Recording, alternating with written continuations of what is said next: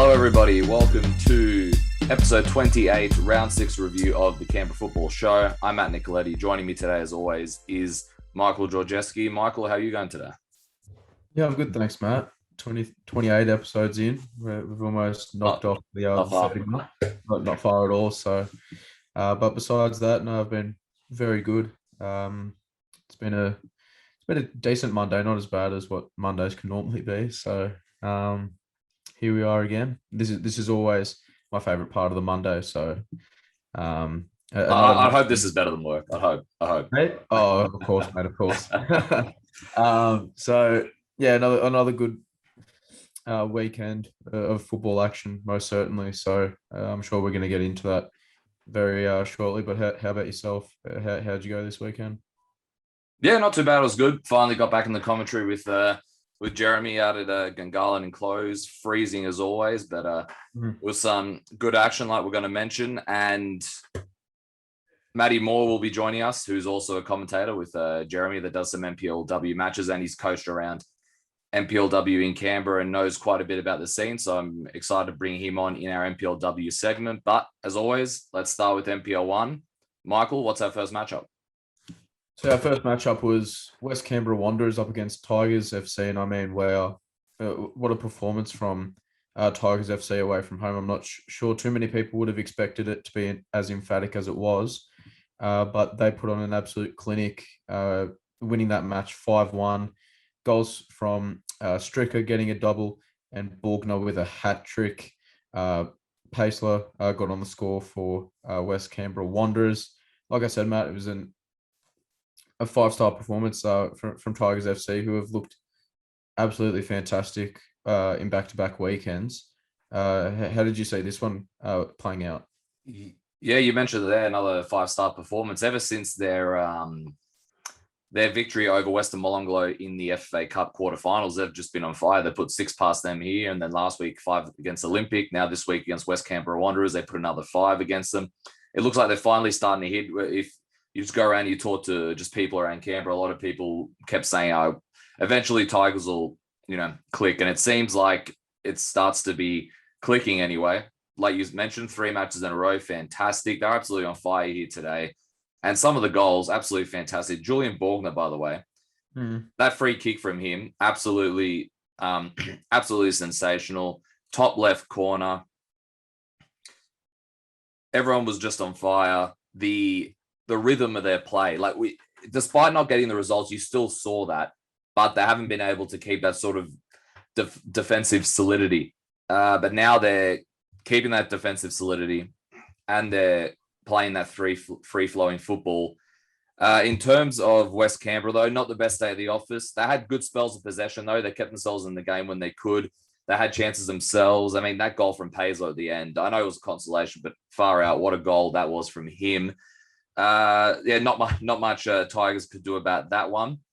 There was a casualty, unfortunately. Nathan Medjic, unfortunately, came off in that match with an injury, his ankle. He got scans today, so we'll probably have news next week. So best of luck to him in his recovery in that regard. But overall, fantastic performance by Tigers FC. Not the end of the world, though, for West Canberra. I know they weren't able to get that victory last week and they got the draw against Tuggies, but they still find themselves on a good position in the table, like I'll mention at the end of the segment. Do you have any last thoughts before we move on, Michael?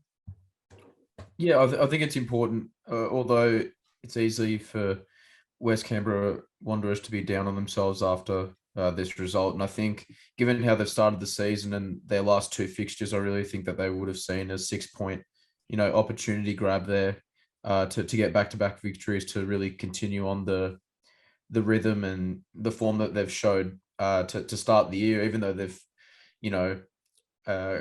not been able to pass these last couple of hurdles against, especially in this game against Tigers FC. I think, like I mentioned at the top, I don't think anyone would have expected it to be as one-sided as it was. But like you said, they had their chances throughout the game, and they've been a side that have been able to put together some nice football as well. So I think it's important for them not to obviously get down on themselves. They've had a couple of they've had this tough result, and they're not getting the win last weekend as well.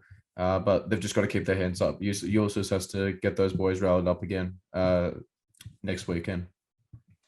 And our next matchup is Canberra Croatia 5, Canberra Olympic 2 in the big derby. It's always a feisty affair between these clubs, always an exciting match. Kalfas, Kier, Barach, South Mononglo, and Taneski with the goals for Canberra Croatia, and then Kersberg and Ihegi with the goals for Canberra Olympic.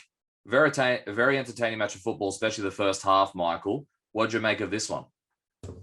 Yeah, you hit it there, Matt. It was a very entertaining half of football. So of the 7 goals that were scored in this one, 6 of them came in the first 45 minutes, which was spectacular. Lived everything that you would have wanted to in a derby. So, Canberra Croatia had 4 of those goals, but if I'm being honest, it could have probably been a bit more had they been more clinical in the final third.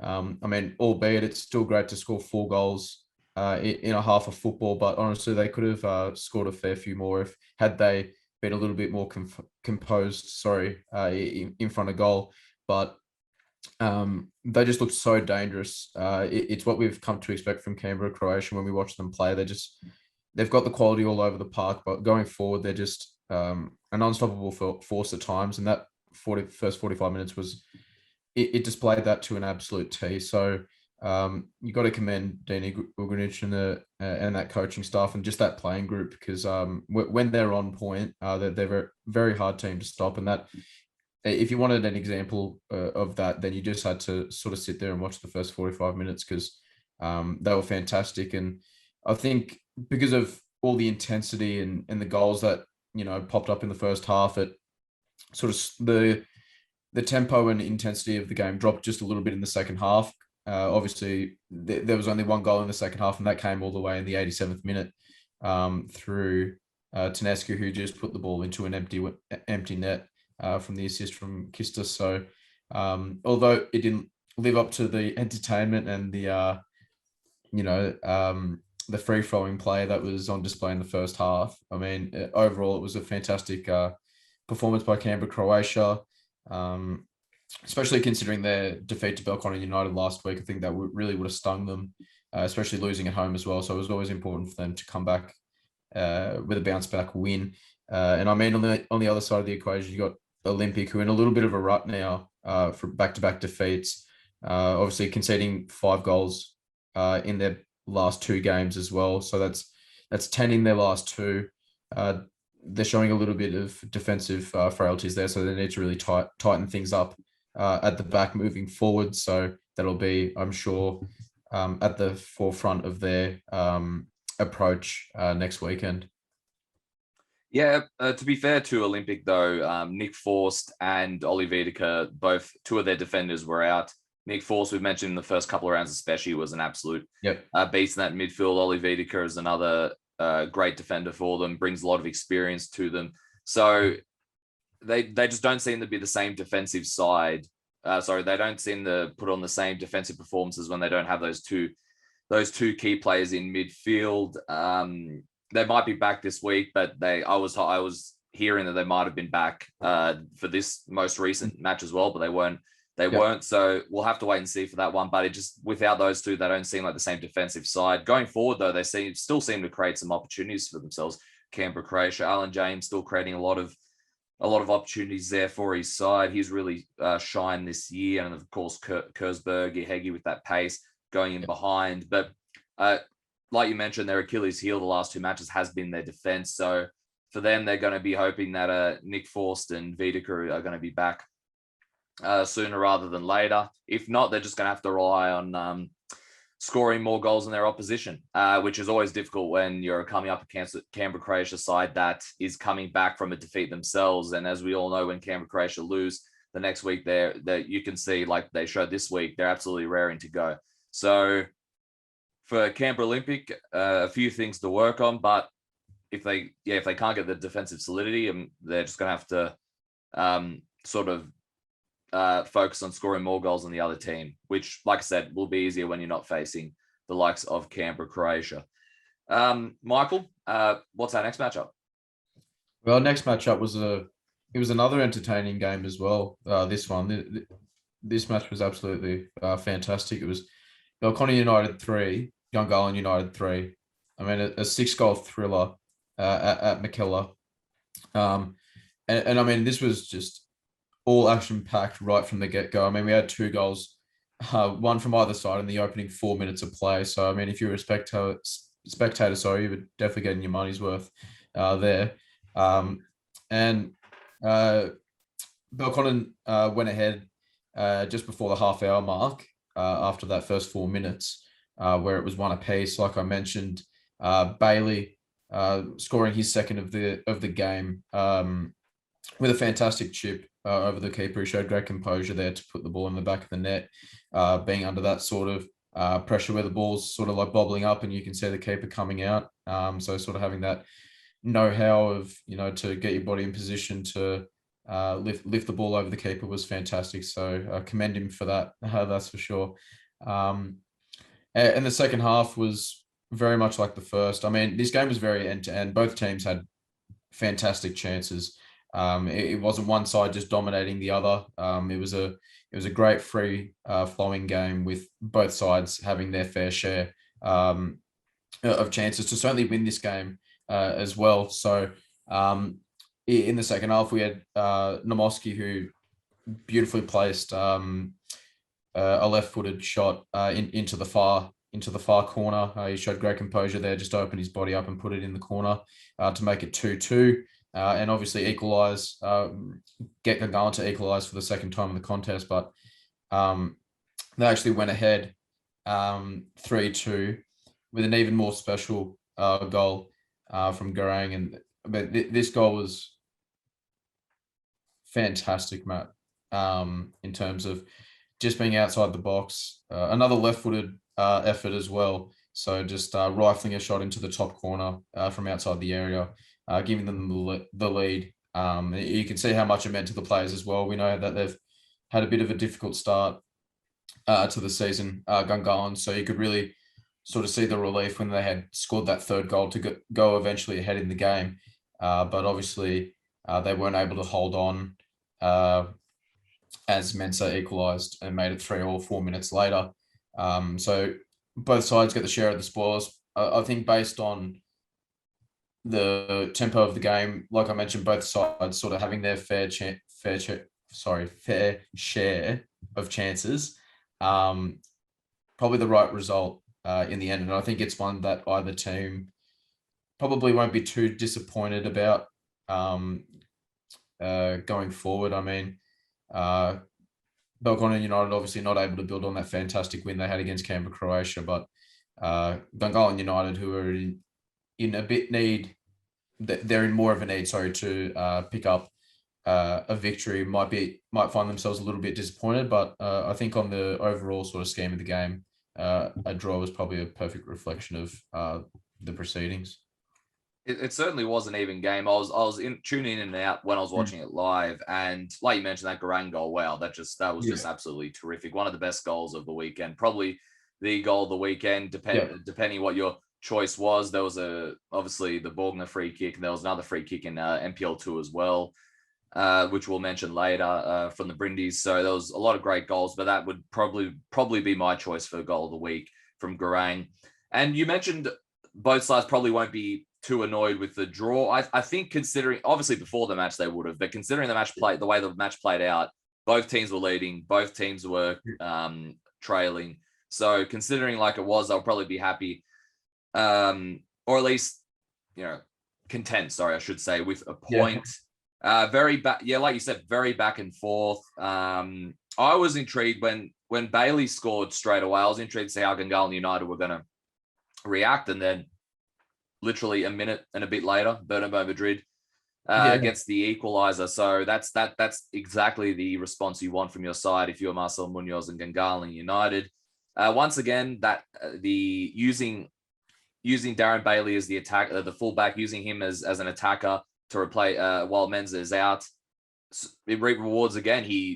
They took advantage of the spaces they found in the Gungahlin defense, and boom, took off with both those goals. Michael Mensah did make his return in the last 30 or 20 or so minutes. He got on the score sheet. He made an impact as well, using his strength, using his using his skill, using his experience also. So Belconnen will be hoping that he can stay fully fit moving forward. And then Darren Bailey, I'm sure, will be moving back to fullback. But it's been a pretty successful stint for Darren Bailey so far. As you can see with my chat with Fabian Michelli on Facebook there, he mentioned how well Darren Bailey has been in this role. Putting Bailey there has allowed the likes of McCaw and Crescus and Luca Flores to sort of shine on their central or wide roles. So it's worked in regard for them. You mentioned Gungahlin, they need to pick up some more points. So that's why I mentioned they'll probably only be content with the draw. But the fight that they showed in this match again shows that they do have the quality. It's just about getting that full 90 minutes ready. So it's going to be interesting, but this is what I mean. Such a competitive season, Michael. You don't know what's going to happen. So I think this was one of the most competitive matchups we've seen so far this year. It's safe to say. All right. What's our next matchup? Our final matchup for this round 6 was the Monaro Panthers at home to Tuggeranong United. Both teams sharing the spoils. 2-2 in this one. Calabria getting a double from Monaro, whilst Slavic and Peterkin got on the score sheet for the visiting team, Tuggeranong United. Matt, it's the second week in a row in which Monaro have been able to get points. We've already touched on the fact that they've struggled to start the season, but obviously a victory last week over Gungahlin United, and now getting a point, snatching a point really to Tuggeranong United. I'm sure helps them in good stead. It would, but considering the way the match played out, they'll be happy that they fought back to not lose this one. They probably won't be happy with a few of the defensive mistakes. If you see both the Tuggies' goals, they capitalized perfectly on some of those defensive mistakes from Monaro. However, Lasse Ulrich, one of their main defenders, was out, and Tim Boblis came off injured in about 60 minutes in. So hopefully that's nothing too serious there in terms of Boblis. But Calabria really stepped up their fullback today, putting in both on Saturday, putting in both the goals. He did a fantastic job. In terms of the Tuggies, they do still have a match in hand, to be fair to them, when people look at their place on the table. I said last week, Michael, it was important for them to score first. They weren't able to get that victory, but already they're going on the front foot, trying to score first, and they're giving themselves a better platform moving forward. There was a major situation though in this matchup, bit of controversy when Jacob Wiseman came out, tried to clear the ball, and it looked like he touched the ball outside the box. And as we all know, a keeper touches the ball outside the box, red card, immediate send-off. Yep. It seemed like Bruno Kell thought he hit his chest from the position he was in. From what I saw, it probably looked like a handball. Russ and Steve Forshaw on commentary seemed certain it was a handball.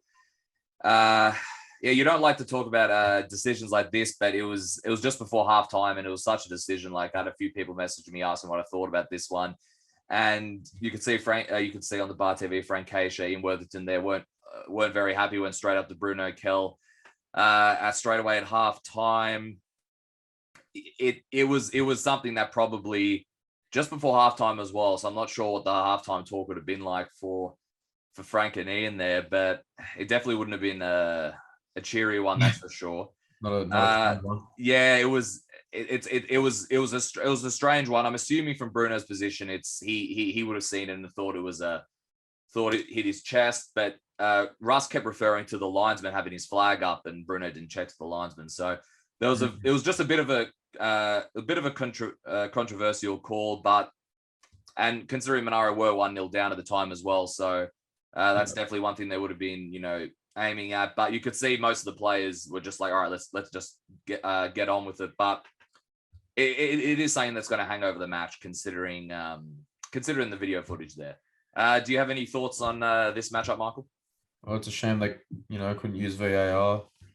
Yeah, they could have maybe popped up to Bar TV Sports and got them to rewind the footage for the referee to use. No, just kidding. But like I said, Matt, it's another, I'd say, half step forward for Monaro, especially considering they looked like they were on the brink of defeat, and obviously Calabria grabbing his second goal of the game to rescue a point.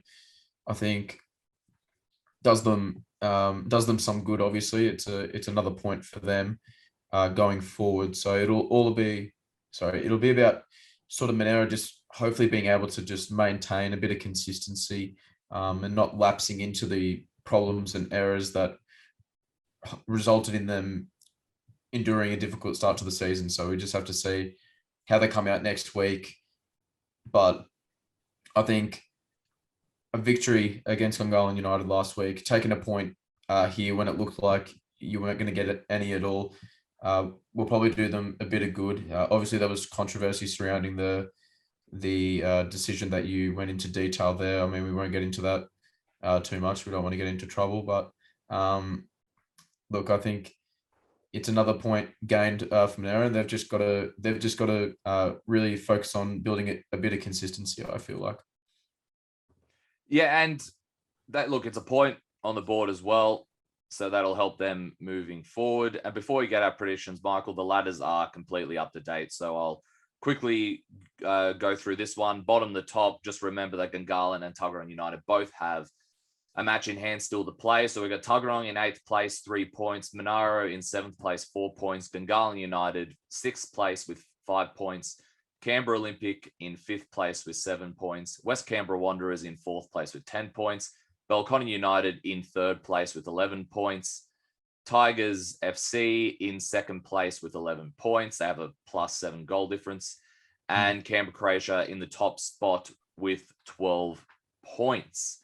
All right, Michael, before we get into these predictions, let's go through the how we went on the weekend, shall we? No, that's all right. You didn't get 0, so that's a positive. So, all right, so you got 1 correct. I got 2 correct. So that means we are now tied at 7-7 in our NPL 1. And we'll mention our NPLW ones as well. We all got 2. We all got 2. You, me, and Jeremy. So that means me 17, you 16, and Jeremy 14. We're at a deadlock this week. Michael, what's our first matchup for next week? So we've got West Canberra Wanderers at home to Belconnen United in what should be a great game at Melrose Synthetic this Saturday, May 22nd at 1:15 p.m. So it's a little bit later than the normal 12:45 p.m. kickoff that we're accustomed to seeing. They changed it this week late as well, like after we did the podcast. So I think this might be the new time moving forward at Melrose. So half an hour kickoff later. It's still a pretty early kickoff from what we're used to. Yeah, most definitely. So I think this will be a great game. It'll just be a matter of if West Canberra Wanderers are able to put the last couple of results behind them and really come out strong against this Belconnen United team who have had a great season. They've been very good, played some great football, and they'll be raring to go following that draw with Gungahlin United. So I think in that perspective, given how both teams are performing currently, I'm going to side with Belconnen United here. Okay. All right. I'm gonna go with a draw on this one. I think West Canberra Wanderers they've proved that they can step up to the occasion. Tigers seem like a bit of a steam train, a bullet train at the moment. They seem near unstoppable in the last 2 or 3 matches. So, yeah, I don't think Wanderers, everything that they showed last week is the full them. And against someone like Belconnen United, I think they can do pretty well. And Belconnen United, we all know their quality. And more importantly for West Canberra, they're just going to be raring to go. They're going to prove that, we're not the team that gets smashed like that constantly. Yeah. So as they've proved so far this season, they're 4th place and 10 points, and they've done really well. So I don't think last week shows everything that West Canberra's about. I'm going to go with the draw on this one. Yep. All right, let's move on to the second match, which is Canberra Olympic versus Tuggeranong United. It's a tough one. This is a tough one to call too. Saturday, May 22nd, 3 p.m. at O'Connor. It's very tough because I'm here sitting thinking, 10 goals shipped in their last couple of games. They look very fragile defensively at the moment. Canberra Olympic, they're missing the numbers in midfield, like you mentioned, Matt. and I think Tuggeranong United on the cusp, so close to getting that victory that they so desperately desire. I'm going to go with them this weekend to get a win at Canberra Olympic. I'm going to go for them to get their first win of the season. Look, I think this could very well be a high scoring affair. Yeah, if Forsten Vidica is still out as well, I still think it'll be a high scoring affair in this one. There's not going to be a lot in this one though. Yeah, look, I'm going to go with the Tuggies. The Tuggies eventually going to need to win a match. And I think, like you mentioned, they're on the cusp. They're scoring earlier now. They're fighting back nearly every match that they're in, even when they go down early. Yep. Yeah, I'm going to go for Tuggies win, but there's not going to be a lot in this one. It was a very tough one to call, that one. Absolutely, yeah, it really is. But it's going to be a great game, that's for sure. Next, we have Gungahlin United at home to Canberra, Croatia. Another fantastic game. This Sunday, May 23rd, 3 p.m. at AIS Grassfield 2. I'm going to go, I'm siding with the away teams this week, it seems. So I'm going to pick Canberra, Croatia to win this one on the back of their fantastic performance against Canberra Olympic. But I think that this game will be close, and I wouldn't honestly be surprised if even Gungahlin United come away with a win in this one. So we'll see what happens. It'll be very close regardless. So I'm going to go with Canberra, Croatia. Yeah, I'm going to go with Canberra, Croatia as well on this one. I think there's a little more incentive into this one for Gungahlin. Not only do they not get the win that they would have liked on the weekend and against Monaro, but this is the rematch of the grand final as well. So especially for Marcel and the assistant coach Kaj and the senior players there that were there last year, they're going to be raring to go for this one. So I wouldn't be surprised if they can get a victory themselves, or if it's even a draw. But after last week, Canberra, Croatia were just in a rare form. So there's not going to be a lot in this one as well, but I think Canberra, Croatia might be able to nick it. All right, our last one, Tigers FC playing host to Monaro Panthers at Nijong Oval this Sunday, 3 p.m, May 23rd. I'm going to go for a Tigers win. They're in great form at the moment, and from what we've seen over the last couple of weeks, they're the informed side at the moment. So I'm going to side with Tigers FC. It'll be interesting to see if they'll be able to put on another 5-star, 5-goal performance against a very resilient Monaro Panther side, like I mentioned previously, about them needing to start to build a foundation of results after enduring a difficult start. So I'm going to go with Tigers FC. So we've not picked all the away teams this week. We got right up to the end, but I couldn't pick Monaro. Sorry, Frank, but I've got to go with Tigers on this one. Yeah, look, Tigers just looking very, very good form at the moment. And if they can get another victory here against Monaro, the fixtures reset and they're facing Canberra, Croatia. So they would put themselves in very good form heading into the side that's the top of the table. Monaro still have a few players missing, like I mentioned, Ulrich. I don't think Habtemariam was there either. Jeremy Habtemariam wasn't there on the weekend either. Bobulus, we're not sure on what his condition is yet either. Yeah, I'm going to go with the Tigers victory on this one, but Monaro definitely have the quality to pull something off. So we'll have to wait and see on that one. Here for our NPLW segment, we welcome Matty Moore on the show. Does a bit of commentary with Jeremy McGann and Russ Gibbs on the weekend as well. And he's coached in the past in NPLW. Knows the game very well between Belconnen United and CUA is where he's coached in the past. Matty, thank you very much for joining us today. We're glad to have you on. Yeah, cheers, Matt. Thanks to yourself and Michael for having me on. Excited to make my debut, and hopefully I'll be able to contribute a little bit of knowledge and some insight into what I think's going on around town. I'm sure you will. There's a lot going on with NPLW this year for sure. So Matt, should we kick it off? We certainly should. What's our first one? Yeah. All right, we'll call you Matty. I'll be back, right? Yeah. This might be a bit difficult for me. So we had this issue with when we had Michael Aldred on as well. Yeah, I saw that one. Yeah. All right. So Michael, what's our first matchup?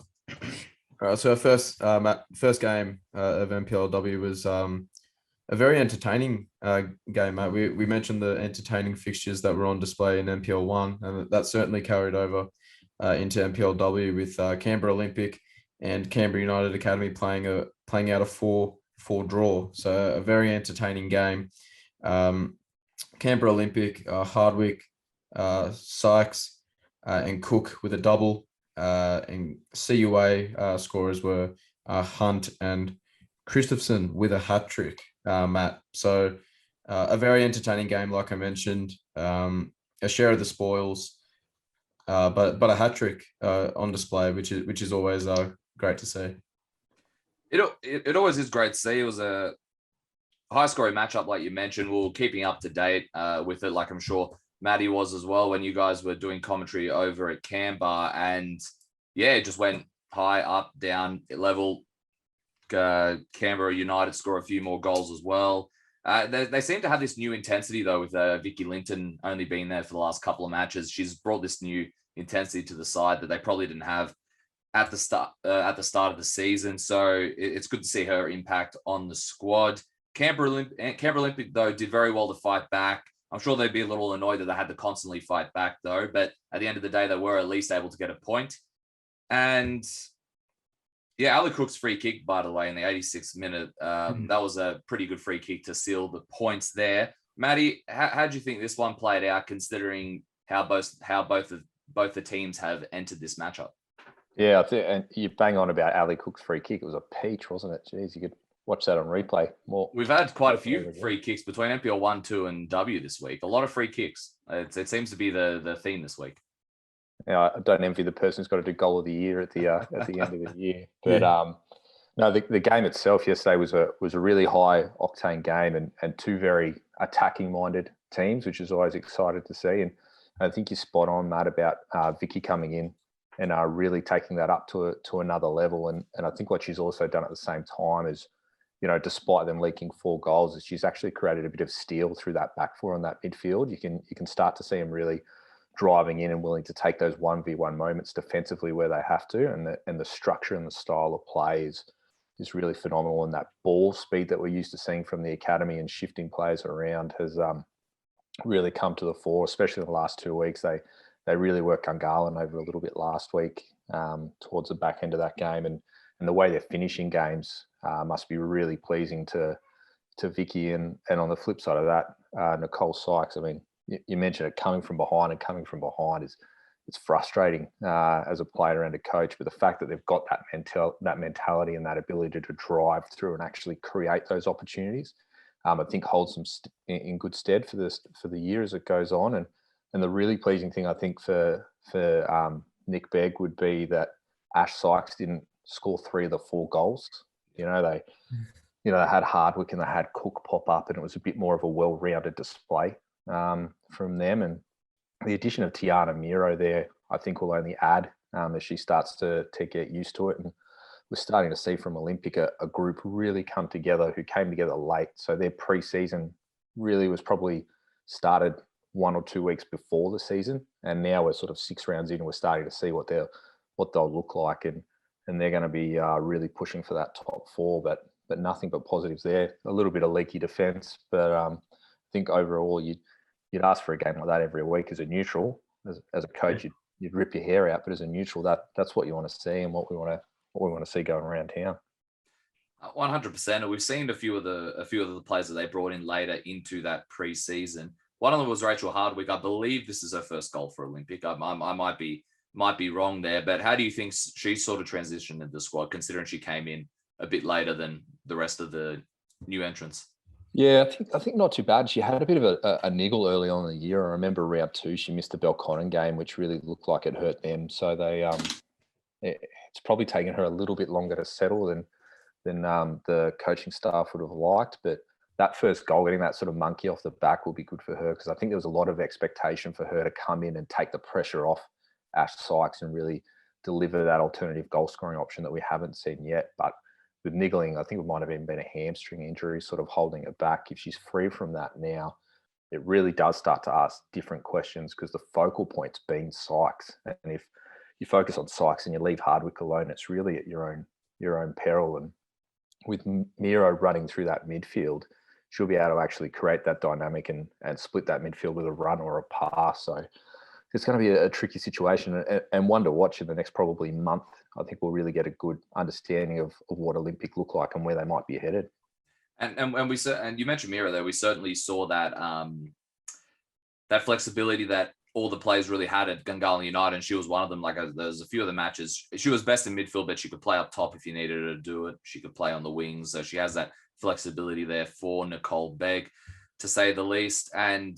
But both sides looking very good going forward, which is always great for the neutrals, like you mentioned there. All right, Michael, our next matchup, Canberra, Croatia, 6, Wagga City Wanderers 0. We have Palombi with 2 goals, Barach, Jones, Hagan, and Bissett. They're all the goals all together there. Another big scoreline for Canberra, Croatia, but Wagga held them out for a little bit, didn't they, Michael? Yeah, they did, and I think it's something that we've touched on a fair bit with sides that come up against the Canberra Croatias and the Belconnens, where they might leak a goal early, or they might be able to shut them out for a long period of time. And I think this game was another classic example of that, where Canberra Croatia obviously took the lead in the 14th minute through Palombi, but Wagga City displayed a great resilience and effort to hold on in that match and put in a great shift for as long as they could. So it was 1-0 right up until the 52nd minute, and obviously that's when they fell away a little bit, Wagga City, and then there was that period there where Jones, Hagan, and Brissett scored 3 goals in the space of 8 minutes, which really just pulled them away and secured them victory. But I think as easy it is to concentrate on the glaring sort of highlights of Canberra, Croatia winning yet another game convincingly 6-0 and putting the ball in the back of the net, I think it's also important to underline what great effort and team performance Wagga were able to actually put in for that game for the large majority of time, that they were able to keep that close at 1-0 and really put in a great effort there. So I must commend them on that for sure. Matty, what were your thoughts on this one? Like I said, I think it's easy to sort of get carried away with how good Canberra Croatia have been, and we're sort of used to seeing them put 6 goals on any side when they're on their day. But at the same time, I think it's important to recognise the effort that Wagga were able to put forward in this one. Yeah, absolutely. And for me, this game was almost a little bit like the round 1 game that Wagga had against Belconnen United, where I think it ended up a similar scoreline, but that scoreline didn't really represent the quality of the game that we saw and the effort that Wagga put in. You mentioned that it was 1-0 up until the 52nd minute, and that aggressive press that they had and that high line that they like to play was really advantageous to them. And I think it rattled Canberra Croatia a little bit, especially on the back of a big week that they've had those back-to-back games against Belconnen. And it was always potentially a bit of a banana peel game for them if they didn't quite get it right, especially ringing in the changes, Fogarty and Gill in particular, sitting on the bench, waiting to be introduced if needed. But full credit to Wagga City. It's proof again that they can compete, and it's hard as a player to play that high octane, high press, high line football for 90 minutes. But again, they've been able to show that if they can find the timing right in terms of when to maybe do that high line and high press and when to give themselves a little bit of a break. And,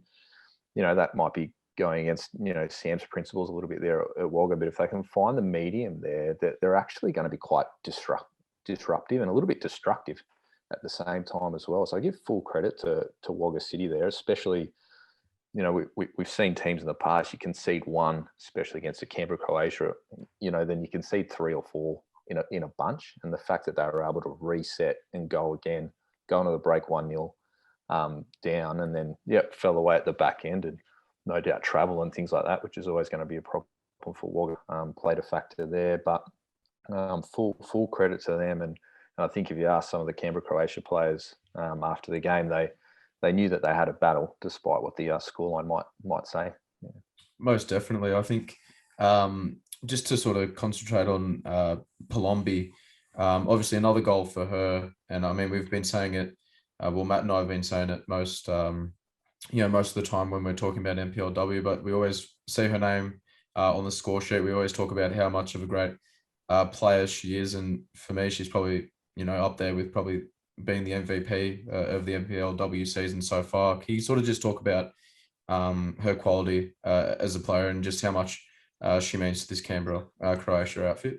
Yeah, absolutely. And I think probably this weekend was a great example of that with Grace Gill not leading the line. It really fell heavily on Palombi there. And she did a lot. She created a few things. She got the goal as we almost expect now, week in, week out. And, we're probably surprised she only got one because we're used to seeing her get, a big group. But her influence on this game or on this club can't be underestimated. She really is that wider outlet that really allows everything to flow to them. And the key for Canberra Croatia is to get her in those 1v1 situations. And the bonus for her is that more often than not, she's got Churchill sitting in behind her, and she knows that she's got that solid defensive unit behind her. That means she doesn't have to worry as much about her defensive responsibilities as as other wingers may do at other clubs, and the fact that they can leave that high line. And it just makes things really, really difficult for opposition coaches, because you might want to release your wide defender, but you can't afford to leave Britt Palombi, on her own. And if you release that person and you slide over, if you slide two defenders over, then you've got Grace Gill, normally in the middle, or Fogarty as well, who can burn you with pace. And I think the addition of Fogarty has really helped Palombi, because they've got that really aggressive wide outlet that they probably didn't have last year when they lost Goldstein when she went to New South Wales. So the balance there on both sides of the park in terms of pace and explosiveness means that you've got to be really accountable in that back four. And you're absolutely right, Michael. She's not the MVP. She'd be racking up a lot of votes and becoming really, really close in there. And I don't think Canberra Croatia probably win a championship last year without her, to be honest.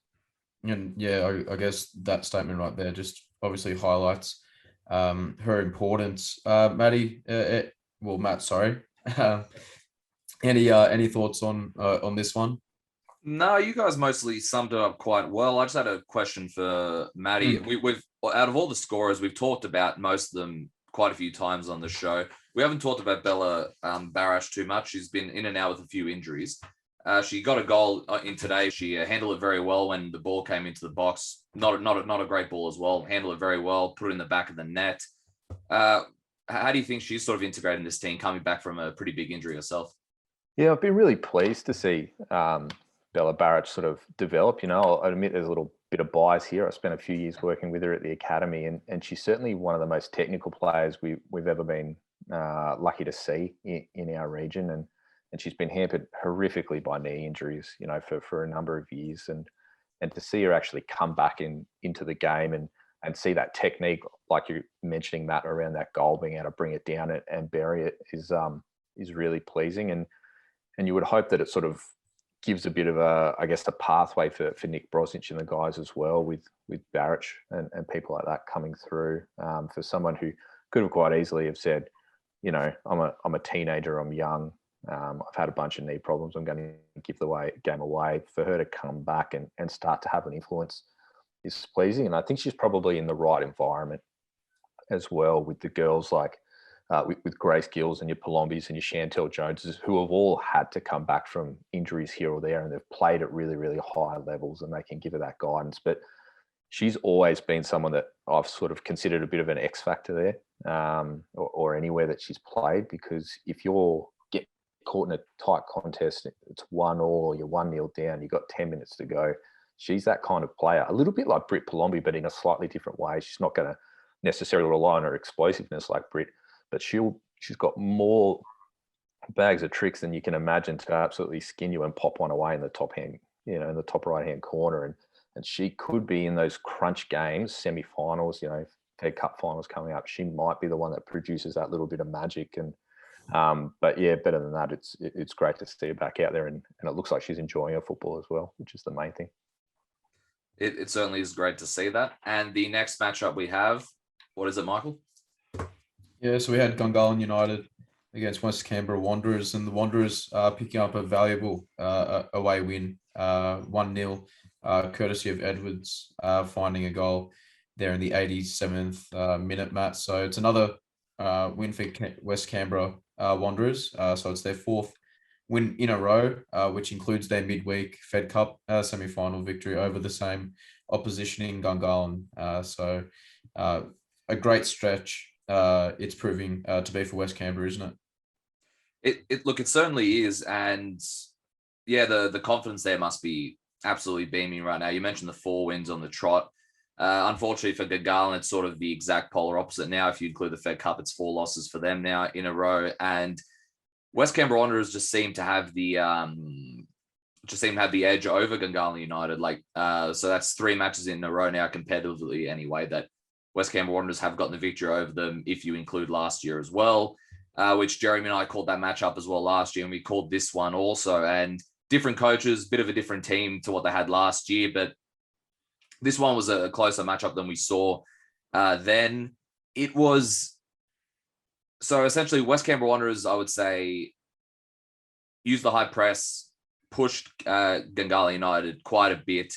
And then immediately defensively, they came back. So the high press you saw on this occasion didn't affect them defensively. You still got Tiana Jaber going down that full back role, whipping in those balls. She had really good interplay with Mackenzie there on the wing. She's also been really good this year, Mackenzie. For West Canberra, their issue was in the first half. They shot a lot from outside the box, and they just weren't able to get it inside the box. So credit to Gungahlin United for keeping out their defensive solidity. In terms of Gungahlin United, though, it didn't really go their way in terms of constantly being pressured by West Canberra, but they did create some of the better chances in the matchup. Like, okay, Tolu had a fantastic free kick. They hit the crossbar. She stood there stunned for at least 30 seconds, thinking, how did that not go in? And they also had another great opportunity. I believe it was Elka had another one, if I'm not mistaken. So they had their opportunities.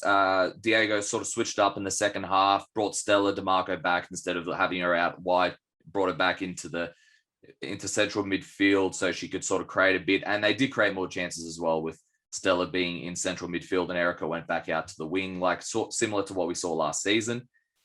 At the end of the day, though, this was a very close matchup. There wasn't much separating them, but a little anecdote before I pass it on to Matty. At halftime, I was chatting to Liz Edwards' dad, and she scored the goal today, and it was still 0-0 at half time. He's like, "Oh, are you doing commentary today? I look forward to you and Jeremy calling Liz scoring the winning goal." And oddly, and funnily enough, that's what ended up happening. Emma Stanbury had a terrific shot from outside the box. It ruffled Kaylee Tanini, and then in came Liz Edwards immediately to poach and put it in the back of the net. So great stuff there from Edwards, and great initial play there from Emma Stanbury to sort of force that out. Matty, how did you see this one play? And I'll ask later what I was going to ask. Yeah, it was an interesting one. When I came home last night and watched the game, and the thing that really stood out to me in the first half were those long range shots from West Canberra, which caught me by surprise, because I thought Tanini wouldn't bother her too much, but they certainly were quite aggressive, West Canberra, in their defensive structure. And you're right about Mackenzie. She just seemed to wreak havoc, and she seemed to have a bit of that license to drift. And every time she got 1v1 with Sander, especially in that wider area, she wasn't afraid to take it on. I think she even got a brilliant nutmegs at one point to get out of trouble, which is always fun to see. But Maguire was another one who really caught my eye yesterday as well. I thought she had a really good game, and it appears quite evident that Stanbury's taken a really pragmatic approach. She was pretty vocal early on that, she got the gig late. She wasn't really sure that, she had every sort of tool that she wanted, but she seems to have taken a really strong approach of having that defensive block organised and ready to go. So they've got a base to build off, that old sort of fashion mentality. If you don't concede, you can't lose. But at the same time, she's allowing those players with a bit of explosiveness, like Mackenzie, to really ask some really, I guess, tricky and interesting questions there. And I've probably been a bit surprised, like pleasantly surprised by West Canberra so far this year. I certainly didn't think they'd be in a Fed Cup final with the draw that they had. But you're right about them having the wood on Gungahlin, and I think you've got to start to look at West Canberra in the way that they're going as a real genuine top 4 contender, where I probably would have said, if you asked me before round 1, I would have said if they got 5th, it's probably a good year. But the way it looks at the moment, if they don't make the 4, they're probably disappointed with the way that Stanbury's got them going. And all credit to her. I can't imagine being a player coach. It sounds like the most horrendous job on the face of the earth, but she's pulling it off really, really well. Yeah, actually, as someone who has coached before, how would you deal with that sort of being? I'd be obviously, you need a good assistant on the side, which she has praised before, her assistant that she has there on the side. Yeah, and she must have a great assistant, because I would have either sacked myself as a player or been sacked as a coach, I think 2 weeks in, if I tried to pull that off. But it really must be the communication between her and her lieutenant must be absolutely spot on, and they must really trust each other, because there'll be things that Stanbury won't be able to see while she's out on the field. She'll just the nature of the game and that connection that they have and understanding, and must be really good. And they must have a really strong shared philosophy, I think, which is the key there. And they obviously seem to be really well in sync, because there's no drastic changes from first half to second half. And they've really settled into a nice rhythm. And on the other side, you've got Gungahlin United, who are starting to really stutter.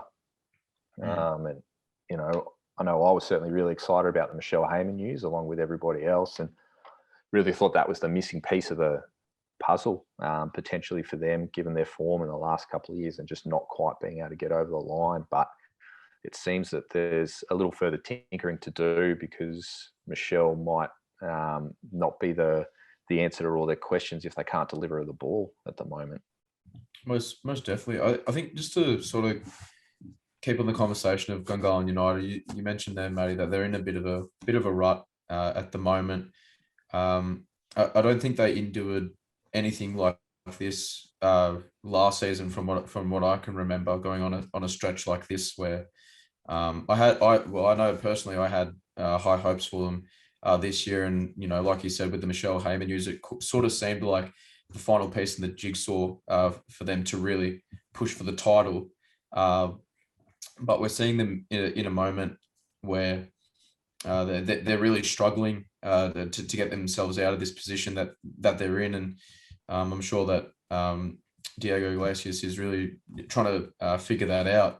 But I mean, how do they sort of think about trying to put things together to try and get themselves out of this rut that they find themselves in? They've obviously got the quality to do it. They've got great players in that team, but it just seems as though it's not really working out for them in this period of time. So is there anything that you can pinpoint, or that you can see that that will help them potentially get out of this, that in this rut that they're in at the moment? Yeah, I think one of the interesting things in the last probably this so far this year, and definitely on the weekend, is some of the personnel changes they've made. So obviously Steffi Legends is an interesting one for me, who pinch hit in that centre back role towards the back end of the year when they had some injuries, and she sort of stayed in there for most of the year.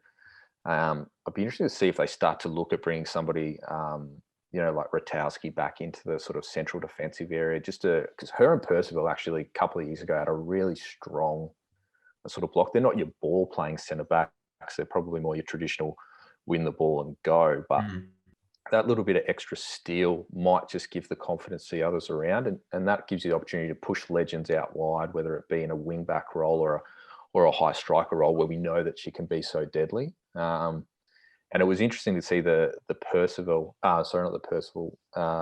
Pennyfield move into midfield on the weekend, and it almost sort of appeared, from the outside looking in, haven't had a conversation with Diego, that they were trying to match almost a little bit of physicality in there with Corbett, Pennyfield, and Nat DeMarco, and a little bit worried that they might be overpowered. But I think the evidence of what Stella DeMarco in particular can do when she came back into the middle of the park, they really started to gel a little bit more. You've got that, DeMarco connection, and we know what a good player Corbett is, but I just think Stella being out wide doesn't really give her the best opportunity to shine or give them the creativity. And I think Stella DeMarco in particular, her physicality is a little bit underrated. She just looks small, but it's one of those things where she's been small her whole life, right? So she knows how to handle those situations, and she's got the ability to unpick the best of locks. And I think it's a little bit of going back to your roots and going back to what's worked previously. And Diego won't be panicking in any way, shape, or form. He's a top-notch coach, but they might just need to go back to a little bit of that, setting that especially that central area of foundation and in the defence, and then allowing that midfield to really pick the lock. And we haven't seen as much rotation, I don't think, this year as we saw last either, which has been interesting. And the one thing that I think will bother Diego is the goal that Matt mentioned. Stanbury's whipped it in, and Legends has actually been caught, no offence to Legends, but she's been caught too far towards that near post, and it's exposed the wide defender, and they've got sort of 3 West Canberra players ready to pounce on any spill ball, and they react to it, whereas Gungahlin's not reacting until West Canberra are moving to the ball, and that's too late. And that'll be an element of concern for them because they haven't quite got that back four set. And if you've got 2 traditional centre backs in there, you might get that positioning a little bit more on point, which might help solve some of those problems. I don't know. It's a tricky thing. Who'd be a coach, eh? Yeah, can imagine. It certainly is. And you mentioned the reaction. Not long before that, I think it was like 10 minutes before that goal, there was a similar one where no one was at the back post, and immediately you could hear I think it was Tiana Jaber and Emma just say, "We need someone on the back post. We need someone on the back post." You could hear them from where we were. And and then I agree with what you said about Stella. Her physicality is quite underrated because she wasn't just playing in a one midfield role last year. Sometimes she was in the center, then the left, then the right. She had a different role every single time. And she wins the ball back a lot, like 8 out of 10 times whenever she does. And last year she was one of the best players in the league, in my opinion, just with the creativity she brought. She fantastic through balls, fantastic balls over the top. And you saw that in this one. I felt like in the previous match, especially the first couple, they were playing against defenses that weren't as compact as West Canberra, or as like against Belconnen as well was another example. So they were probably, it allowed them to play Stella further forward, and then Nat can link up with Stella further forward, and Pennyfield can try something different in the midfield, and she can whip her long-range efforts on goal. It probably works against the non-compact defenses, but against the compact ones like West Canberra and Belconnen, and probably against Canberra Croatia as well, it probably won't work out as well in that regard. Yeah, it'll be really interesting to see once Michelle does arrive, and we hope that's soon, how the Elka Atulu aspect plays out, because I think she's probably a really devastating midfielder. She's a good 9, don't get me wrong, but I think if she's playing that high midfield role and they're starting to ask questions about physicality, she can certainly bring that there. And she can score from anywhere. That's right. And it allows you to sit Stella a little bit deeper to be that ball winner and break up plays and really release everybody. It does beg a question about what happens to Corbett and Nat DeMarco. They're probably fighting for one spot potentially there. But interesting times ahead. And you just hope that they can turn things around the next couple of weeks so they're not too far behind when Michelle Heyman does arrive. Because when she was announced, I thought this might be a Gungahlin team that's going to break into a top 2. And they want to be careful they don't get caught in a scrap with, themselves, the academy, West Canberra and Canberra Olympic for, the last 2 kind of final berths. It'll be interesting to see how they line up anyway against Canberra Croatia, which you're calling this weekend, I believe, with Jeremy. And the final match, which you called with Russ, was Belconnen United 6, Tuggeranong United 0. Clark, Backhouse, McGlashan, Thornton with 2 goals, and Ryan with another goal. Michael, what happened in this one? Well, I think it was an important win for Belconnen, considering the 2 straight losses that they endured to Canberra Croatia. And we know that those 2 are the top of the echelon in terms of the NPLW competition, and sort of the mental aspect that plays into that in terms of when you have that advantage and that edge. So I think it was really important for Belconnen United to bounce back and put in a strong performance, which they obviously did by scoring 6 goals, and considering obviously the 2 losses that they had, 2 straight losses, sorry, to Canberra, Croatia. They kept pressing and they eventually broke down, the Tuggies' resilience, to romp 6 goals past. Michaela Thornton's 2 goals were especially fantastic strikes from, well outside the box. So kudos to her. On the other side of things, Tigers did, especially well in the first, half an hour to keep Belconnen out in this encounter. And, probably could have had a player advantage after Karen Clark took down Matty McGee, only to be given a yellow card. But, Tigers did create quite a few chances of their own, which was great to see. A lot of positives for them to take out of this game. And I think it's not, there are those positives that they can take out, even though the scoreline, suggests something very different. I think it's always important to really delve in deeper, more than what the scoreline suggests, and to really sort of, especially in the position that Tuggeranong United find themselves in. I think it's always important. Although they obviously want to win football games, it's a matter of them just continuing to develop and really just, I think, week by week, finding things that they're improving on, identifying the areas in which they're doing really well, and then wanting to focus in on that and keep progressing in that way as well. So, Matty, how did you obviously commentated this one with Russ, like Matt mentioned? How did you see this game playing out? Yeah, it's probably a lot like, and you mentioned, Mark, it's probably a lot like the Wagga City Canberra Croatia game, where the score's probably not an accurate reflection of what happened. And the first goal scorer on the list, Karen Clark, is probably the hot talking point. As you mentioned, don't like to be critical of officials, but was pretty stunned that she didn't get a red card. And I spoke to Karen last night, and she admits that she's probably the luckiest footballer in the world on the back of that decision.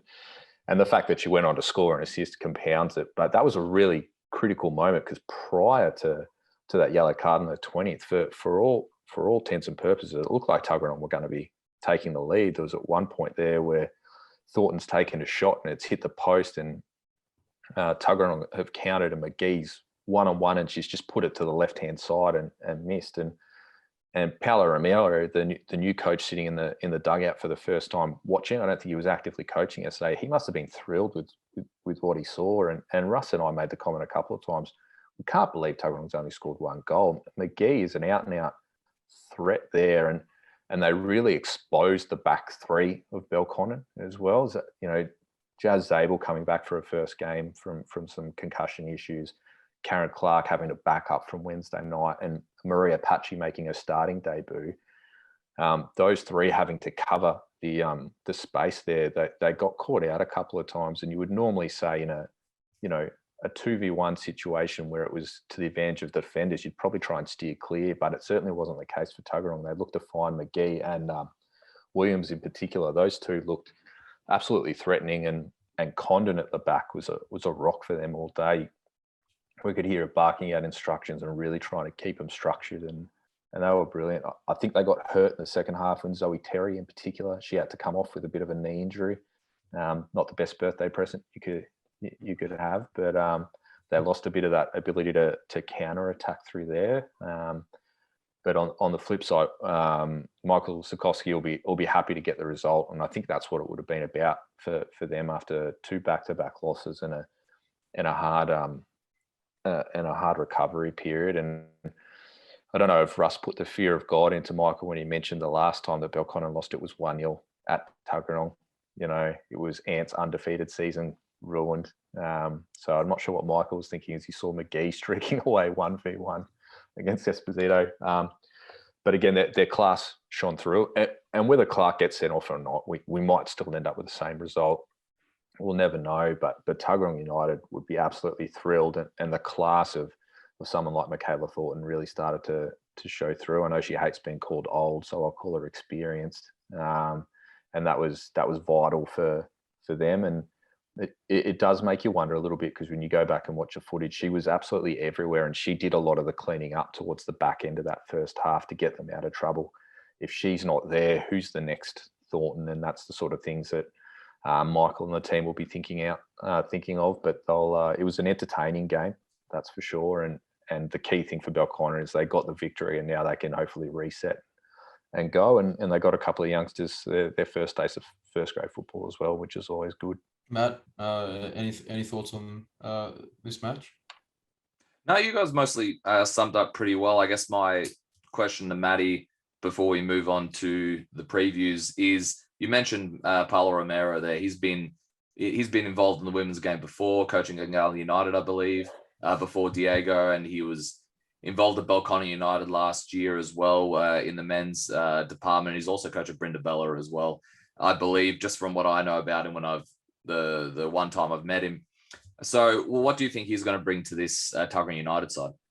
Yeah, he'll bring a lot of experience and quite a lot of structure. It'll be very different to Michael Aldridge. You know, Michael had his ways, and Michael was good. I got the ultimate respect for Michael. I'm not sure we'd have a Tuggeranong women's outfit without him now, given all the effort that he put in. But Paolo will certainly stamp his own mark on this, and I think what you'll start to see is potentially a little bit more work from the back four into the midfield three. They'll certainly look for a little bit more combinations, and I think he'll try and use players like Terry when she's available, and Bozanoska in particular, to try and overload in wide areas. And I think the key that, if he's thinking along the same lines as I am, if he can get Bozanoska and Terry and potentially the Daisley girls facing forward a little bit earlier with some angled balls in behind to McGee and Williams, they're actually going to cause a lot of trouble. I think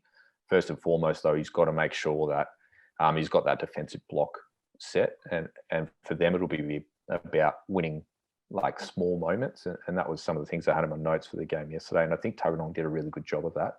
They won little moments, they won little 1v1 battles, they got in behind, they created chances.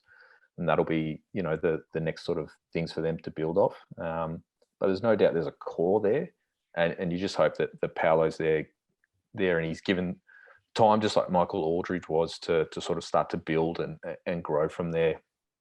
I hate to think that he's an appointment just for the end of the year and doesn't get a chance to build off. So hopefully they give him the chance to breathe and create his own style. But his experience will be invaluable to them. There's no doubt. It'll be interesting to see what he does with this team, because like you guys mentioned, there's a lot of positives heading out of that match, and throughout the season as well. They take a little bit of positives and they'll move forward. All right, on to the previews and predictions for this week. Belconnen United, West Canberra Wanderers, Saturday, May 22nd, 3 p.m. at McKellar Park. I'll start with Jeremy as he sent them in to me. Jeremy thinks it'll be a draw. I'm going to agree with him on this one. Belconnen United, as we all know, have a lot of quality. They got the win back. They got a bit of their momentum back. But geez, West Canberra at the moment, they're absolutely on fire. So I'm going to go with the draw on this one. But either side, I think, can pull this one, pull away with this victory. Michael? Yeah, I'm just going to go with the inform side at the moment. So I'm going to go for a West Canberra Wanderers win. It'll be a massive win if they're able to get it as well. So I'm going to side with the outfit. Sorry, that's built some great momentum. And even though it'll be a tough ask for them to travel to McKellar and get a win away from home, they've been playing some excellent football recently. We talked about the wins that they've picked up, especially against Gungahlin United in the cup and in the league. So I'm going to go for West Canberra Wanderers. Matty? Yeah, look, this is going to be a cracker of a game. I get the feeling that at home, Belconnen might just sneak a little 2-1 victory. I think it'll probably be a come from behind one. And I think the key thing there is that, given, that West Canberra's had a couple of games against Gungahlin who aren't quite in form, and Belconnen really looking to drive and build off the back of what they did yesterday. I think they might just have a touch too much when the game comes on the line. I wouldn't be surprised if Jeremy's right with the draw, but I think Belconnen might just sneak it at the back end. We all had a different pick there. That's great. And next up, we got Canberra, Croatia, Gungahlin United, Sunday, May 23rd, 2:30 p.m. at Deakin Stadium. Jeremy says a draw for this one. I think Canberra, Croatia recently have just been on a roll. they're probably, it's safe to say they're them along with West Canberra are the most informed team at the moment in NPLW. I'm going to go with Canberra Croatia on this one. Michael? Yeah, I have to agree with you there, Matty. Again, I'm just going with the side that has the momentum. They've obviously had those fantastic back-to-back wins against Belconnen United, the most recent performance, obviously, as well, just highlights that. So I think we touched on the fact that Gungahlin United are in a really sort of difficult period right now, and it certainly doesn't get easier playing Canberra Croatia away from home. So even though I do believe and feel confident in the fact that they will bounce back eventually, I just don't think it'll be this weekend against a tough opposition in Canberra Croatia. Matty? Yeah, I have to go with the Canberra Croatia victory here as well. I just think Gungalin's just not quite humming yet, and Canberra Croatia with Grace Gill, Olivia Fogarty being rested essentially this weekend and only playing a few minutes. They've got a bit of extra recovery time and just haven't quite seen yet how Gungalin's going to be able to score enough goals to win at the moment, and that's the thing for me. Yeah, I agree they'll 100% bounce back, but I don't think it'll be this week. All right. And next up, we have Wagga City Wanderers, Canberra United Academy, Sunday, May 23rd, 2:30 p.m. at Gissing Oval. Jeremy says CUA for this one. I'm going to agree with him on this one. I think CUA just have this rare intensity. Not rare intensity. They have this new intensity under Vicky Linton. And I think the high line of Wagga City will probably really come into CUA's hands on this one, on this occasion. I'm going to go with CUA. Michael? Yeah, I have to agree with this one. I mean, you touched on, the recent coaching addition there and the sort of newfound confidence and swagger that they're playing with, and the intensity as well to go on top of that. Even though we touched on the fantastic effort of Wagga City Wanderers this past weekend, but I'm going to go for CUA away victory. Matty? Yeah, I'm going to go CUA as well. I think this game will probably be a bit of a press-a-thon between these two teams. They'll be pressing left, right, and centre. Everybody's going to be shattered at the end of this one. But I think the high line probably plays into Canberra United Academy's hands a little bit with the likes of Hunt, Christopherson, and Grove as well. We saw against Canberra Olympic, she was making some really nice runs from deep and coming from deep and getting beyond the back four. And Steffi Nikias in particular from the centre back role was feeding her. And I think with Letitia Babbage in behind as well, they might just create enough havoc. And again, I'm not still 100% sure where Wagga's goals are going to come from to get enough to beat the Academy. And next up, we've got Tuggeranong United, Canberra Olympics, Sunday, May 23rd, 3:10 p.m. at Canberra 201. Jeremy says Olympic. I'm going to agree with him on this one. I'm going with Olympic. In terms of Tuggeranong, still got their new coach. I think it's just going to find him a little bit of time to get used to the squad, get used to the system. They will eventually get their first win. I have no doubt about that. I don't think it's going to come against Olympic though. They've had a unlucky draw in terms of Olympic, the way they've gone, but they've shown qualities in every single matchup. And I think they'll probably be due for a win in this one. Michael? Yeah, look, I don't want to have to say it again, but I do agree with you, Matt. It's horrible that you agree. Horrible.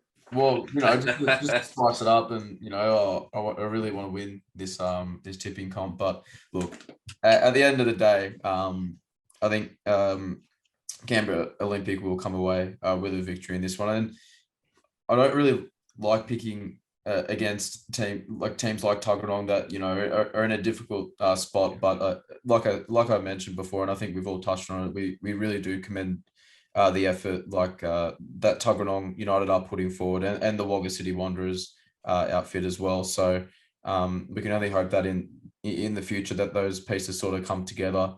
But I think in this moment in time, I'm just going to go with Canberra Olympic. Matty? Yeah, I'll have to be boring and agree as well. Sorry, gents. I think it's a good opportunity for Hardwick to settle in as well. For this week, she's got her first goal she'll be looking to pick up. But I think there will be still more positives for Tuggeranong. I think they're a sneaky chance of a goal here, which I think would just be really epic if they can get a goal here. Even if it ends up 5-1, that's just something that they've built off the back of the Belconnen game. They get a goal against Canberra Olympic, and it breathes a little bit of new life and energy into the crew. So, but yeah, unfortunately, I think it's a Canberra Olympic one again. All right, that's NPLW wrapped up for this week. Matty, thank you very much for joining us, and we look forward to having you back on in a couple of weeks. Yeah, pleasure, boys. Anytime. Thanks very much. It was great having Matty Moore on. Heaps of knowledge about the local NPLW game. Great stuff. Now we're on to NPL2. We start with the current league leaders, ANU, 5-0 victory over Western Molonglo. Carter's with 4 goals, Peterkin with a goal. Michael, very good win from ANU, but Wagga had some good chances to start the matchup. Oh, Western Molonglo. Oh, what did I say? You said Wagga. Did I? Sorry, Western Molonglo. There you go. No, that's okay. Look, obviously a very good win for ANU. 5 goals at home. You really can't ask for much more, to be honest. It gives them a 3-point lead now at the top of the table due to a result that we will get into very soon. I won't break the news on that one yet, but they've got a 3-point lead now at the top of the table. They were able to overcome an early onslaught and momentum that Western threw at them to start the game, and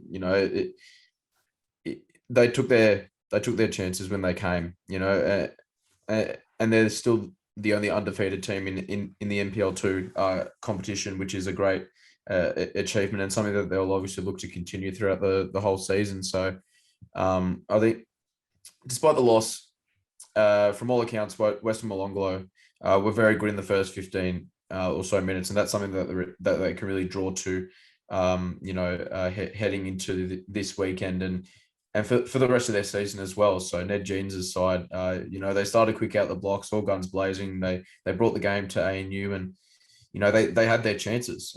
Adam Furch came off after 15 minutes due to injury. Andrew Sellers only managed a little over one half, and their captain Josh Wade, the keeper, was also out, so that certainly didn't help their causes. But I think in the grand scheme of things, that to have the start that they did, to pose a little bit of threat to ANU before that nullified and ANU were able to topple them, it is a great sign for Western Molonglo going forward.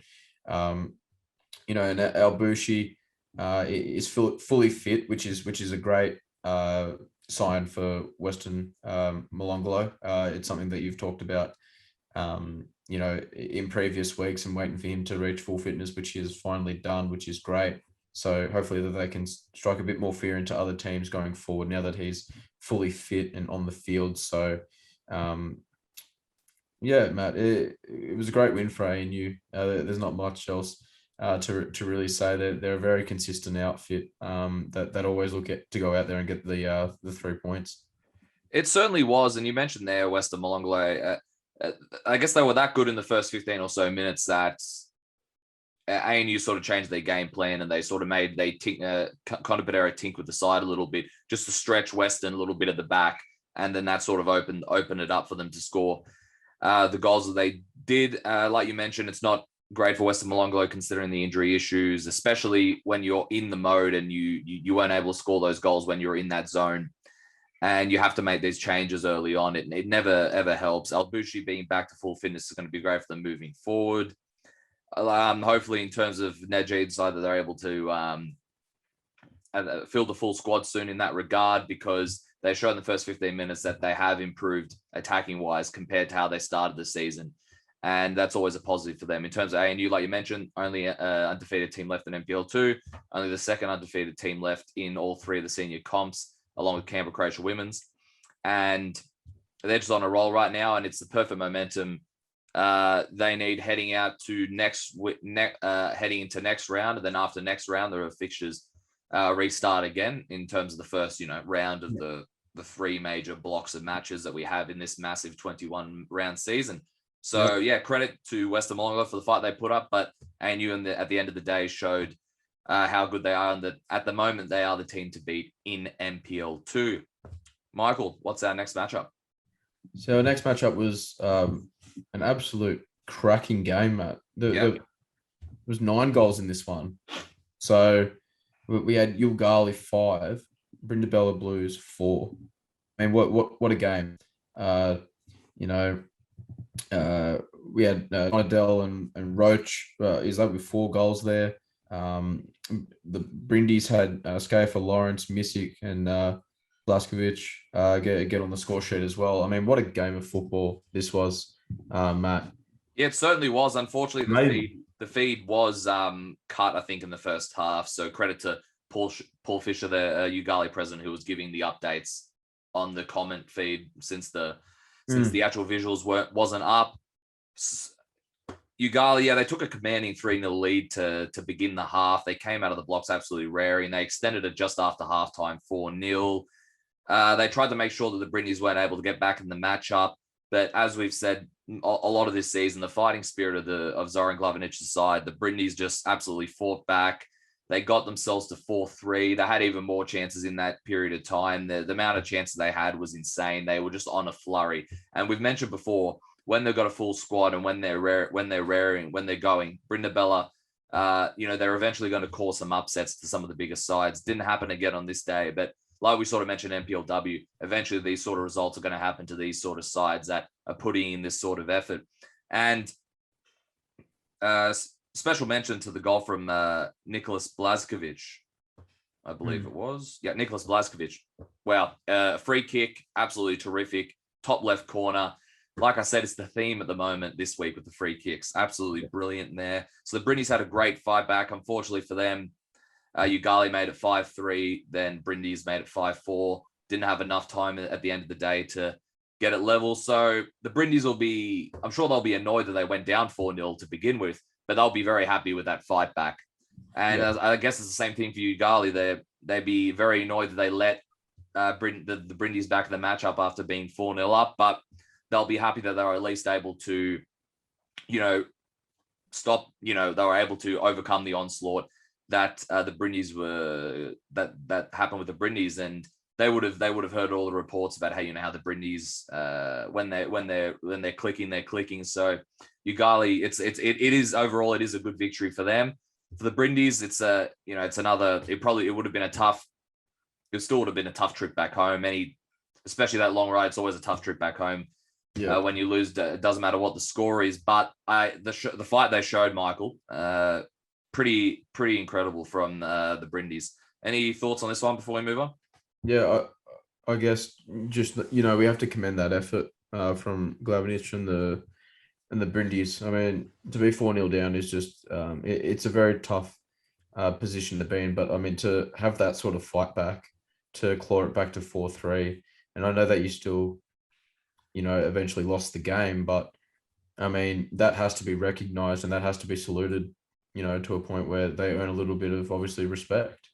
They were fantastic. They showed a great attitude to not just say, well, it's 4-0 where, the game's done. We're so far away from home. Like, what's the point sort of thing. But that's not the attitude that you have in football. You play right up until the final whistle. And, that's why they were able to create that much of a fight back. And imagine if they had put that forward without going 4-0 down first, like you mentioned. So, it'll be a bit of a learning experience for them, but it's a game in which they can take so many positives out of, even though they didn't come away with anything. 100%. And Michael, our next matchup, O'Connor Knights 2, Queanbeyan City 1. Massive victory for O'Connor Knights. Massive. Roberts and Kredzic with the goals for O'Connor Knights, and Mark Shields with another goal for Queanbeyan City. Like I mentioned, massive result for O'Connor Knights, especially heading into ANU next week. Absolutely. Before we get into this, what were our tips for MPL2? Our tips were, I got 2 this week. You got 1. Yeah, I was gonna say I don't think I did great last round. More on that later. Yeah, nevertheless, huge result for O'Connor Knights. I mean, it takes them beyond Queanbeyan into second on points, is it? That they're second now. Yep, they're second. Let me quickly look. And Yep. 3 behind, obviously, ANU that we touched on before, who are top of the league. Yeah, so the top 3 at the moment is ANU first with 16 points, O'Connor second with 13 points, and Queanbeyan City third with 12 points. So Okay. O'Connor are 1 point above Queanbeyan City in second. Yep. And it was just a good, solid defensive performance from O'Connor.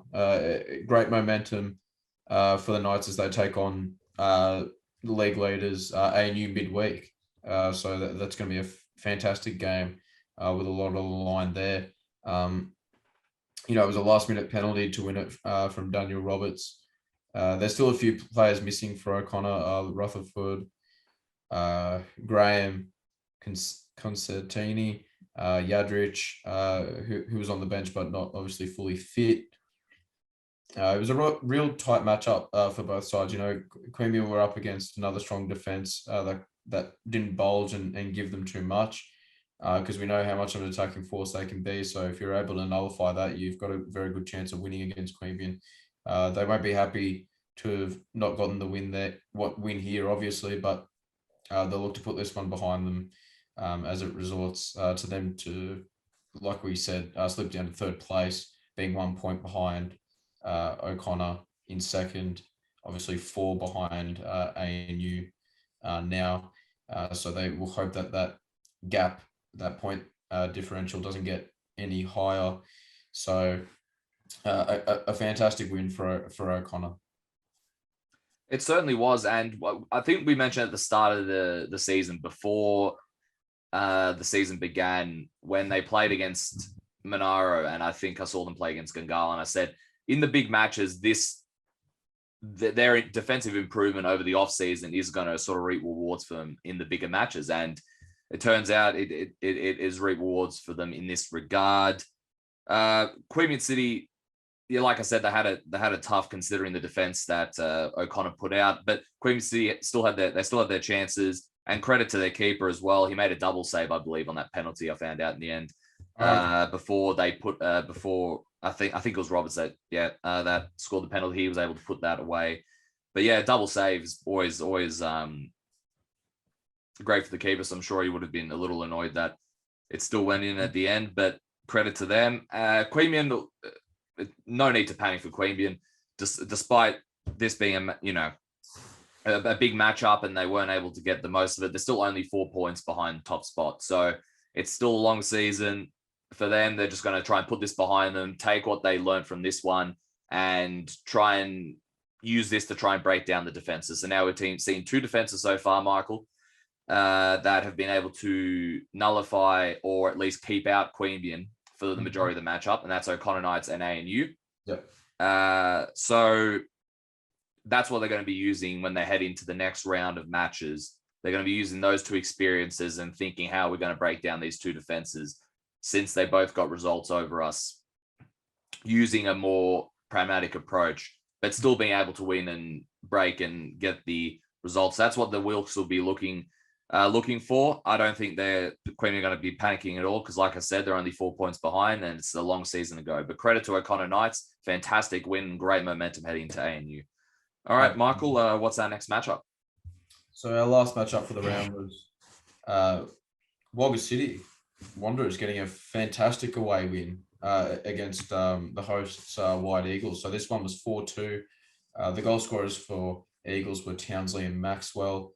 Wagga City Wanderers goal scorers Stevens with a brace, Ochang and Lucas for the Wanderers. Like I said, a great result for Wagga City Wanderers, given their difficult start to the season against an opposition like Canberra White Eagles as well. But there was some big news before this matchup, wasn't there, Matt? Yeah.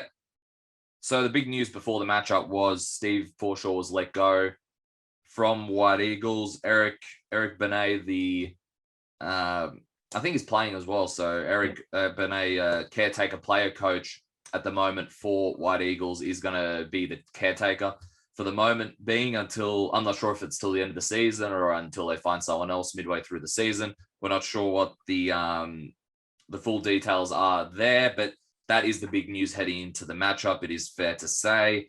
But Eagles were under the pump early as their keeper Ryan Brose was given a red card in the 12th minute. So Wagga were given a bit of a blessing there, but hey, you have to beat what's in front of you at the end of the day, and they took advantage of it, and they scored not long after. So credit to Wagga City Wanderers. They've been working extremely hard for this victory. Of course, they got the victory against Brindabella in the FA Cup, but in terms of the league, they haven't scored too much and they haven't been able to get a win yet. So for them to get a big win before the next round of matches comes is huge for them. But not only did they win, they were able to put 4 goals away, which is also positive for Wagga City Wanderers. In terms of White Eagles, I'm sure they're going to be looking at it as, oh, we're a man down. We're a man down, the keeper off, and all that. But and consider everything that's happened at White Eagles, Michael. And you look at the table; they're still 4th, got 10 points. So considering all the everything that's happened at White Eagles, like you wouldn't believe that. You wouldn't believe that. Sort of they're in the position the talk is sort of regarding now, but they'll look at this one as, all right, this match happened. All right, we're going to move on and look forward to next week. Wagga, though, fantastic for them. Congratulations to them. Like I said, you have to beat what's in front of you. It doesn't matter that there's a red card. White Eagles still played very well. From all accounts, they still dominated a large part of possession throughout the rest of the 70 or so minutes that was left in this matchup. But credit to Wagga City Wanderers. Any last thoughts before we move on, Michael, to the predictions? Well, I think it's going to be a really sort of, and I know you touched on the fact that obviously they should focus on the fact that, it wasn't a good day in the office from them on all accounts. The red card, losing to, Wagga City Wanderers, who were, struggling before this encounter. I think all the aspects that they have gone around the club at the moment, obviously having let Steve Forshaw go after only 5 rounds of the season, they'll now be in a position where they're thinking of whether they need to bring in another manager or not. Are they going to let that sort of cloud their season, and is that going to get in the way of their preparations and their football at all? So it's one of those times where they're only 6 points off the top of the table, but at the same time there's a lot of outside noise surrounding the club at the moment. Obviously everyone knows about Forshaw having left.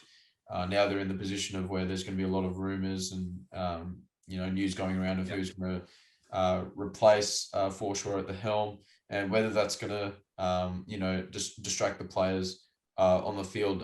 We hope not.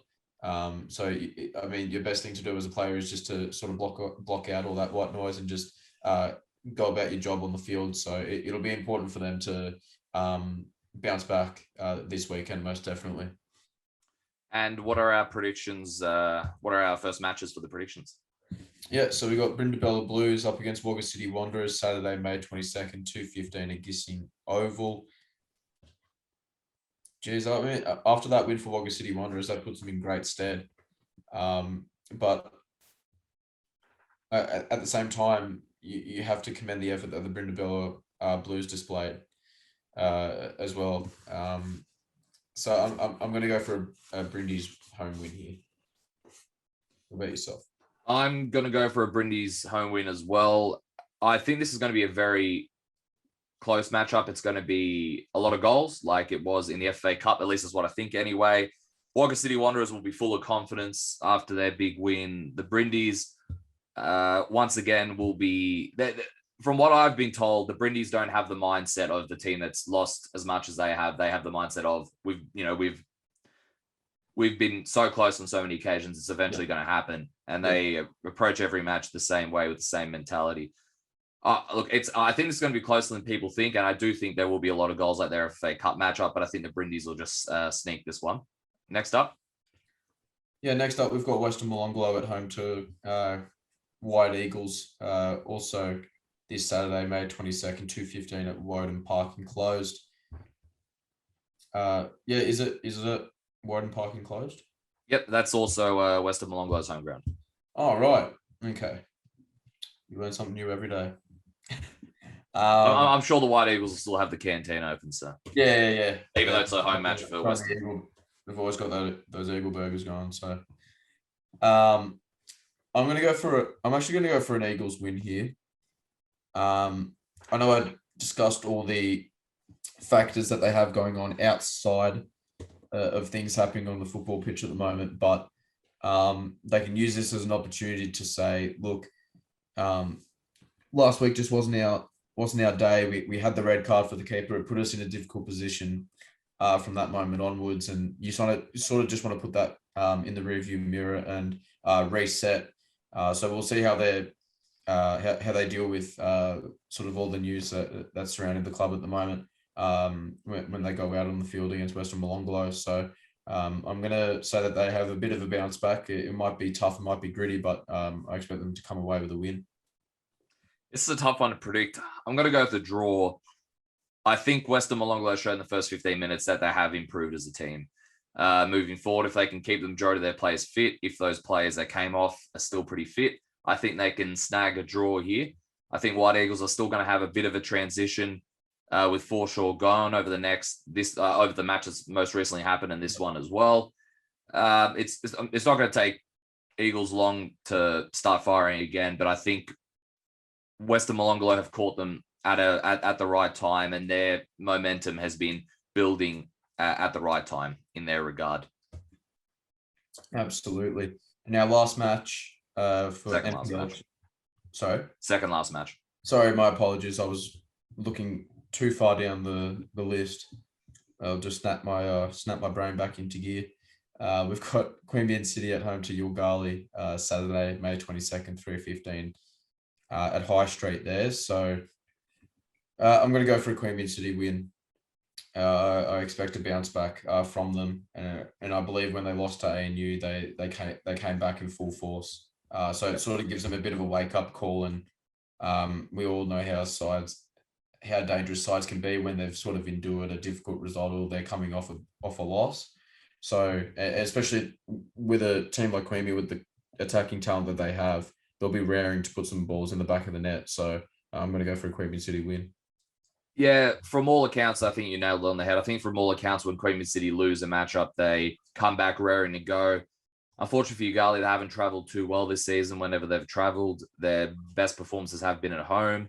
Yeah. That's not to say that they can't put in a great performance here. They've definitely got the talent to do it, as they've shown throughout the last year or so. But I'm going to go with Queanbeyan. I think after there's just something about them. After they lose, they just immediately bounce back. That's not to say this is going to be a thrashing of a matchup, but they find a way to win in the next matchup. Yep. What's our final matchup of round 7 of NPL2? Yeah. So this is the last match. So we've got ANU at home to O'Connor Knights in a blockbuster game. We got first v second here. It's going to be a great game. Sunday, May 23rd, 3:15 at ANU South Oval. I mean, this is going to be a fantastic game, Matt. It always is. It's a great game. This is a great fixture in NPL2. So I mean, I'd be, getting down to watch this one, or having some form of tracking of the events that occur in this one, because I feel as though it's going to be a very entertaining game. We obviously touched on the fact that ANU are one of 2 sides that are still undefeated across the 3 premier competitions here in Canberra. And I'm going to go for an ANU win. I'm going to go for an ANU win. All right. I'm going to go with the table toppers. What about yourself? It's a tough one. I'm going to go with the draw, and I'm not really basing this completely off momentum. I'm basing this off what I've heard and seen from whenever ANU play O'Connor Knights. Usually form goes out the window for this matchup. It's always a very tight match. Both sides are always ready for this one, and they're always entertaining games. And even if there's not a lot of goals, it's entertaining in a tactical sense, it's entertaining in a physicality sense, it's entertaining in any sort of sense. So I definitely, if anyone's free on Sunday, go down and check this one out at ANU. Yeah, I'm basing it off the fact that the previous matches between these two, it's always very, very tight, and form is never really an indicator for these results. Yeah, look, I'm going to go with a draw on this one. Either team could easily win, but I'm going for a draw. All right, that is us down and the table for NPL2, and our tipping is me 15, you 12, 2-1 to me over this weekend. So, wait, what's the NPL2 standings? me 15, you 1. Sorry, no, you 1, you 12. Damn, so I'm 3 behind. 3 behind, yep. But this weekend could possibly be there because there's two predictions that we both did differently here, so you can easily bounce back this weekend. We'll wait and see, shall we? All right, another fantastic show. It was great to have Matty Moore on. He's got a wealth of knowledge. Got a few more guests lined up for next week and the week after of more people that know the game fantastic with their knowledge between NPL 2-1 and W. So look forward to bringing them on. And Michael. Yeah, I was just going to say, it was great having Matty Moore on. I mean, another great personality, another great sort of knowledgeable, intellectual man that has been around the scene in Canberra football, especially in the women's game as well. So, I mean, I think it's really reassuring and fantastic to know that we have, people like Jeremy and people like Matty that are just so invested in the game and they know this league inside and out. And, it's great because we always want to see these leagues be covered off and spoken about in such sort of high regard and in a knowledgeable way. And I believe that's what those two do very well. Obviously, along with with us and Russ, obviously too. But it just shows that we've got some great minds in and around the NPLW scene, and it's something that we'll continue to do all season long. So it was a pleasure having Matty on. 100%. Any last thoughts before we wrap up this one, Mike? No, I mean, that's 28 episodes done. So, yeah, I mean, look, my team had a victory on the weekend as well. Oh, that's very important. We played ANU. Yeah, we played ANU. So, it's always a tough game against ANU, man. I swear every ANU team in Canberra is just like the most solid outfit. You won't come across an ANU team that, you can walk on there and just think it's going to be an easy guaranteed 3 points. So, look, we had to work for it. I got kicked in the hamstring and I'm pretty sure it's still bruised. I can't really extend my leg out to its full extent. But, you got to do what you got to do to get the win. Isn't that right, Matty? 100%. You got to do what you got to do. My hamstring suffered the consequences, but you're a warrior, Michael. You're a warrior. Yeah, Matt, a midfield hard man, as they say. 100%. Thanks as always. Thank you everyone for tuning in. Episode 28 of the Canberra Football Show. A lot of fantastic goals, a lot of free kicks this week, and we'll see you next week. Thank you.